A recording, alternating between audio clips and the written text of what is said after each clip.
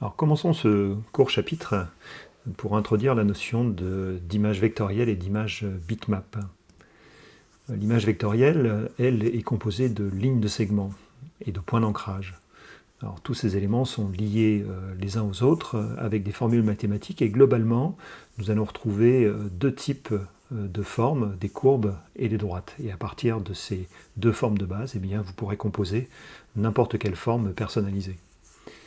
Grâce à la vectorisation, et contrairement à l'image bitmap, eh bien, cette image vectorielle peut s'agrandir et se rétrécir à l'infini sans qu'il y ait la moindre altération de la qualité. L'image matricielle ou bitmap, ou image pixel, est composée de petits points, justement appelés pixels.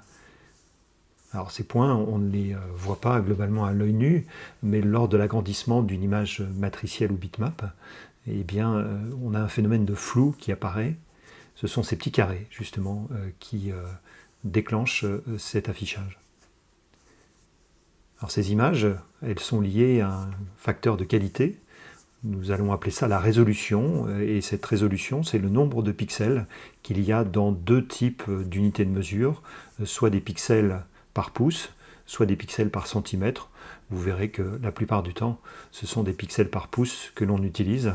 Alors deux terminologies, DPI ou PPP en fonction du langage que vous allez utiliser. DPI, c'est le terme anglais, Density per Inch, inch donc le pouce, et PPP, eh bien, ce sont les pixels par pouce.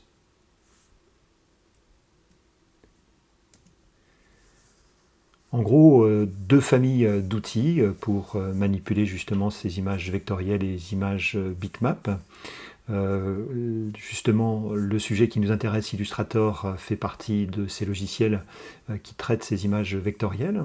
Mais il y en a d'autres. Il y a CorelDRAW, un logiciel un peu plus ancien, et puis Affinity Designer également, qui est un farouche concurrent d'Illustrator.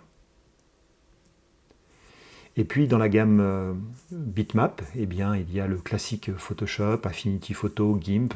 Il y a bon nombre de logiciels qui traitent justement de ce format-là. Alors globalement, vous allez voir aussi que parfois il est compliqué de choisir le bon outil qui traite soit du vectoriel, soit du bitmap, puisque la plupart du temps, ces logiciels font un peu les deux, avec une priorité donnée pour Illustrator pour la partie vectorielle, et puis Photoshop bien entendu pour la partie bitmap, mais nous pouvons aisément travailler du vectoriel à partir de Photoshop. Et l'inverse également est vrai pour Illustrator. Alors le passage justement de l'un à l'autre, donc dans le sens Photoshop Illustrator, ou en tout cas image bitmap vers image vectorielle, eh bien porte un nom, c'est la vectorisation. Et Illustrator va proposer justement ce type de manipulation. Vous avez un exemple sur l'image de gauche, l'image bitmap, qui va être transformée.